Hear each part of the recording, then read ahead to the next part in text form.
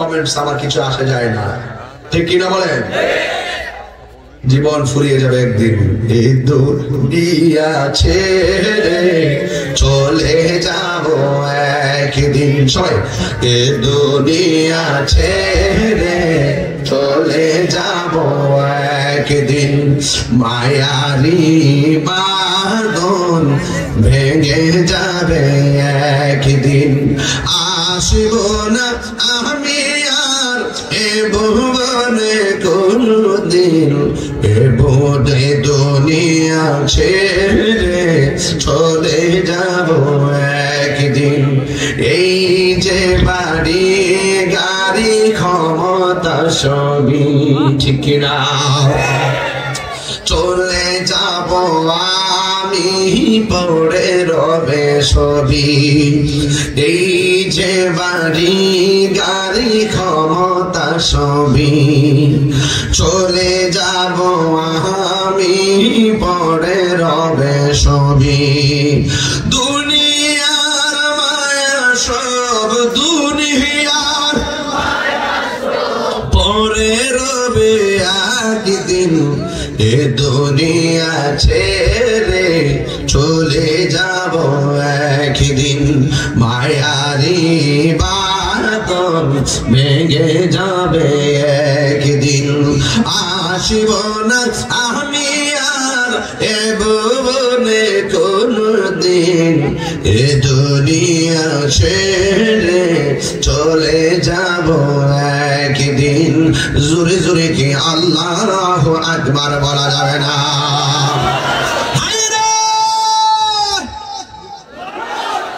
ও আমার নবীগঞ্জের বন্ধু,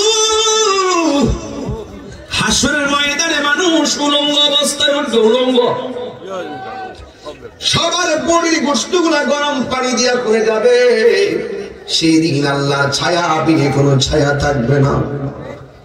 আমার আল্লাহর হাবিব বলে সেই দিনটা বড় বিভীষিকাময় প্রান্তর হবে।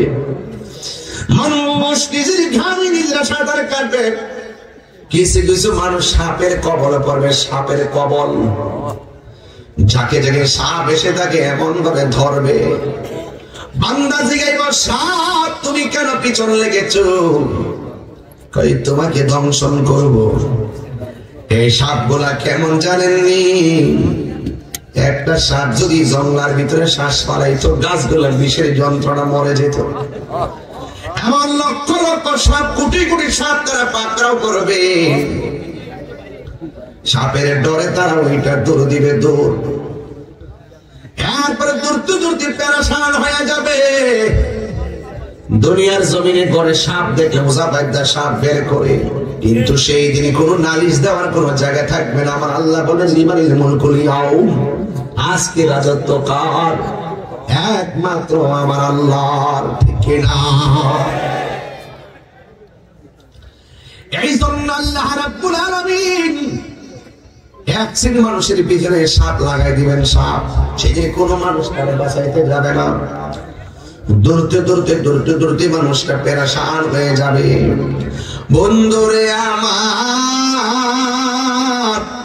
ও নবীগঞ্জের বাবা, নোয়াগাঁওয়ের বাবা, পানিউন্দার বন্ধুরা, এবার সাপটা দৌড়াইতে দৌড়াইতে তারে পেরেশানি করে এক জায়গায় দাঁড় করাবে। ওই মুহূর্তে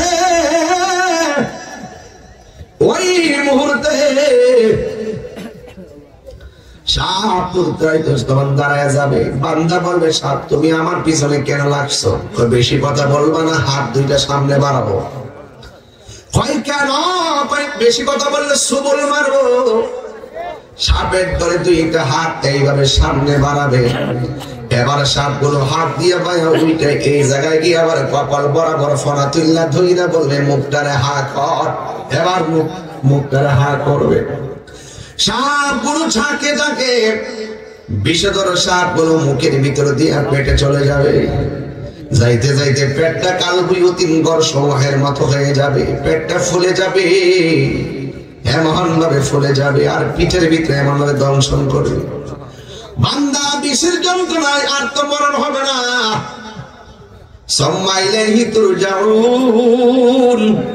আল্লাহর কাছে যখন আমরা শেষ বিদায় পূর্বথানে উঠে যাবো, আর আমাদের মরণ হবে না। সুখে থাকলে সুখী, দুঃখে থাকলে দুঃখী। কিন্তু সবে দংশন করার পরে বান্দার এই অবস্থা দেখবে, পেটটা বড় হয়ে যাবে, একটা কদম সামনে দেওয়ার সুযোগ হবে না, শুধু কান্না আর কান্না, বাঁচাও বাঁচাও বাঁচাও। এখন বলবেন তাহিরি হুজুর, ওরা কারা গো, কোন কারণে হাসরের ময়দানে এদের এই অবস্থা হবে? আমার আল্লাহর হাবিব বলে, উম্মত রে, যারা দুনিয়ার জমিনে হারাম খাইব, হারাম, যারা সুদ খাইব, ঘুষ খাইব, যতটা টাকা হারাম খাইব, প্রত্যেকটা টাকা হাসরের ময়দানে একদম সাপে পরিণত হয়ে যাবে। এই সাপগুলো দংশন করবে, এইগুলা গুলো সুদ করে শাস্তি। কথা বলেন ঠিক কিনা? আজকে থেকে সিদ্ধান্ত নেবেন, সুদ খাওয়া হারাম কি মোল্লার সিদ্ধান্ত নাকি আল্লাহর সিদ্ধান্ত? আল্লাহুল বাই'a ওয়া হাররামার রিবা।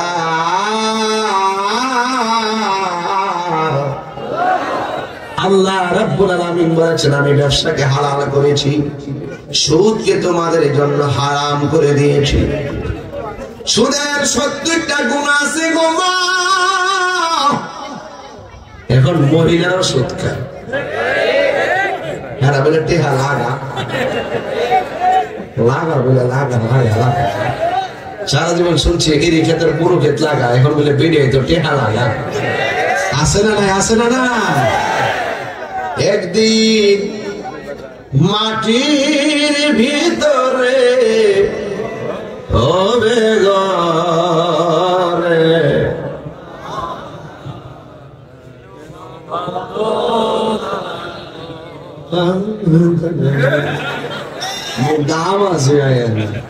আমি বাইনটা বাবা তুলে দিলাম, এটা আওয়াজ করে, কন্যা কন্যা বাবা কন্যা ওয়াজ করলাম, ভিতরে ঢুকিয়ে যেতেছে ইনশাআল্লাহ। একদিন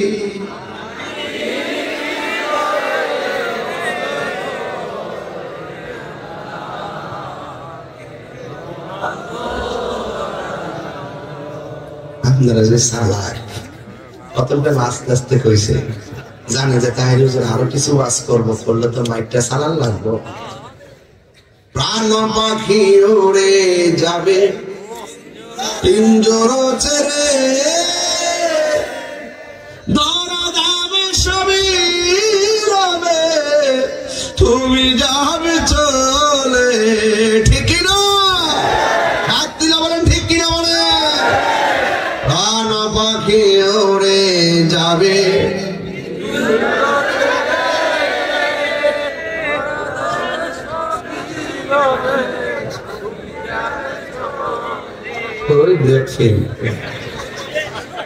এভাবে মরে যাবে রে বাবা। হুশ থাকতো না, হুশ থাকতো না, হুশ থাকতো না রে বাবা, হুশ থাকবে না। প্রাণ পাখি উড়ে যাবে পিঞ্জর ছেড়ে, দরদামে সবই রবে, তুমি যাবে চলে। বন্ধু বান্ধব যত, মাতা পিতা তারা শত, বন্ধু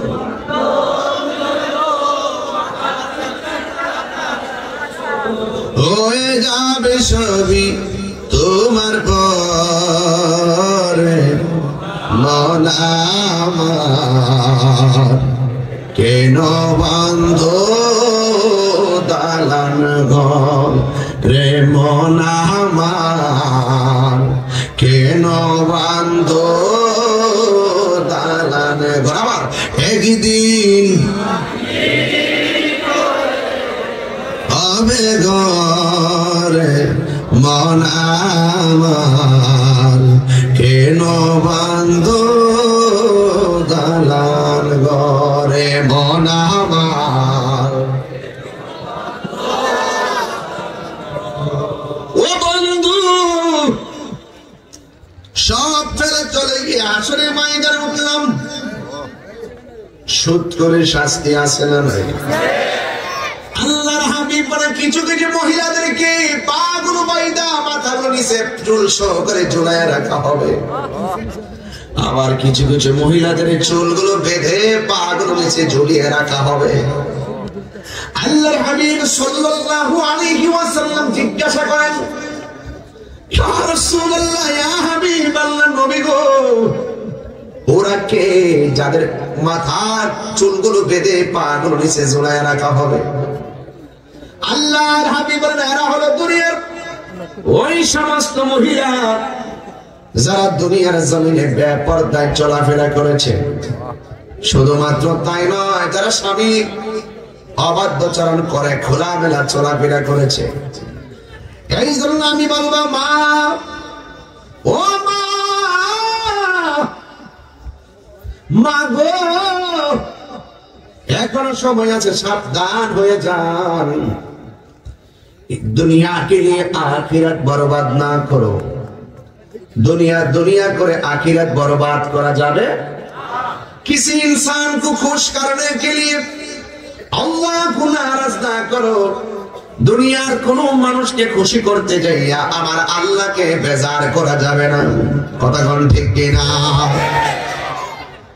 এরপর আমার নবী বলেন, কিছু কিছু মানুষের গায়ের ভিতরে আগুন শিকল দিয়ে পেঁচে রাখা হবে। জিজ্ঞাসা করা হবে, ইয়া রাসূলুল্লাহ, ওরা কারা? কয়, ওরা হবে ওই সমস্ত সন্তান যারা দুনিয়ায় মা বাবারে কষ্ট দিয়েছে। মা বাবার মানে কষ্ট দিয়া পীরের কাছে মুরিদ হইয়া আব্বা আব্বা করবা, তোমার মতো মুরিদ দরকার নাই। কথা বলেন। যে পীর বলবে মা বাবার খেদমত লাগবো না, আমি তো তোর সব, এটা পেশাব না, এটা সকাল বেলার পেশাব। কেমন দিলাম?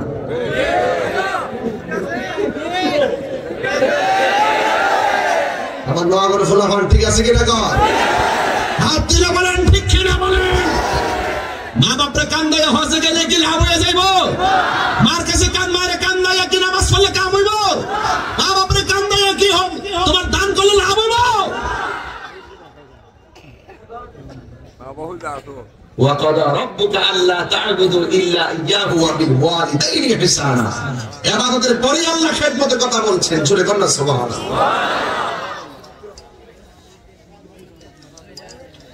আমি আজকে ইবাদত দিয়া শুরু করছি। কথা ঠিক না? ইবাদত দিয়ে শুরু করছি না নামাজ দিয়ে? এখন আমি খেদমতের ভিতরে ঢুকে গেছি। মা বাবার মনে কষ্ট দিয়া সামনে বৈশা তাহিরে ওয়াজ শুনলে আমি তোমাকে মহব্বত করব না। এই বুড়া বাপটা তোমার জন্য কি না করছে? সারাটা জীবনে রক্তগুলো পানি পানি কইরা ফেলাইছে। আগে দেখছি পোলা পানে স্কুলে পরীক্ষা দিতে গেলে মা বাবার সালাম করে গেছে। কথা কোন ঠিক কিনা?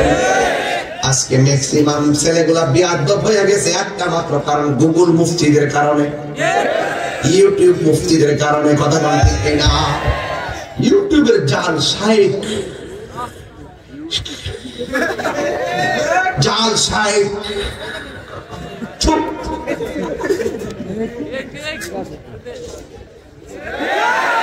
যারা বলে মাকে সালাম করলে নাকি শিরক হবে, নাউজুবিল্লাহ বলে কেন? আগে বলে আমার মা বাপকে সালাম করে গেছে, বাবা ভাত বলে গেছে, আর এখন ফতোয়া বের করছে মাথা নোয়াইলে শিরক দিব, মাথা নোয়াইলে শিরক দিব। মা বাপকে সালাম করে যেত না। মা বাপকে সালাম করা মানে একটা সন্তান মায়ের প্রতি সর্বোচ্চ ভালোবাসার নির্যাস। শিরকিয়াতি সব জিনিস। মাথা নোয়াইলে শিরিক হয়ে যাবো গা। মাথা নোয়াইলে যে শিরিক, ডাল লাগাই যদি ফতে কিনে কিনে শিরিক দিব। কোদাল দিয়ে তো মাটি কাটুন যেত না। কোদাল দিয়ে মাটি কাটুন যে ভাব মোবাইলে ফিরে গেলে তুমি যে বল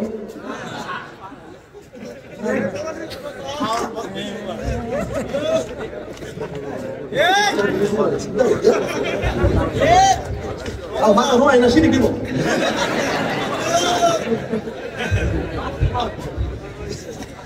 আসেনি মঙ্গল মাথা নোয়া থেকে মা বাপকে সালাম করে গেলে ভালোবাসা, কথা কোন ঠিক কিনা? সাহাবায়ে নবীর হাতে চুম্বন দিয়েছেন, পায়ে চুম্বন দিয়েছেন, এটা সুন্নতে সাহাবা, কথা কোন ঠিক কিনা? আর উপরে তো রিজিল ওয়ালিয়াদে একটা বাপ আছে হাতে এবং পায়ে চুমা দেওয়ার অধ্যায়, জোরে কেন মারহাবা খান। দোকানে একটা থান কাপড় কিনে আনছি, আমার মায়ের আগে লাগে 3 পিস বানা, শৈল লাগে, ভালো লাগে, আমরা এটা দিয়ে ফাঁকি বানাইলে মাথাত লাগলে খাওয়া লাগলে আমরা সালাম করি, কথা কোন ঠিক না বেটি? এই কাপড়টা দিয়ে কোরআন শরীফ বিলাপ বানাইলে আমরা সালাম করি, পায়ে লাগে, কথা কোন ঠিক কিনা? দোকানের একটা কাপড় কোরআন শরীফের রঙে রঙিন হয়েছে, এইটা ভালো লাগলে আমরা সালাম করি, জীবনে কোরআন না লাগলে এটা সালাম করি।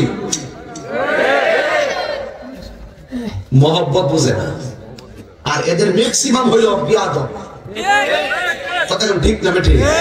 এবং উগ্র চোখে মুখে লাগে না, একমাত্র এরাই হক আর সব বাতিল। ইসলাম এমনি আই করছেন, এরা এসে 7-8 বছর ধরে বাংলাদেশে বাইরেছে, ইউটিউব মনোবিটি আছে কিনা? এখন জাল শায়েখ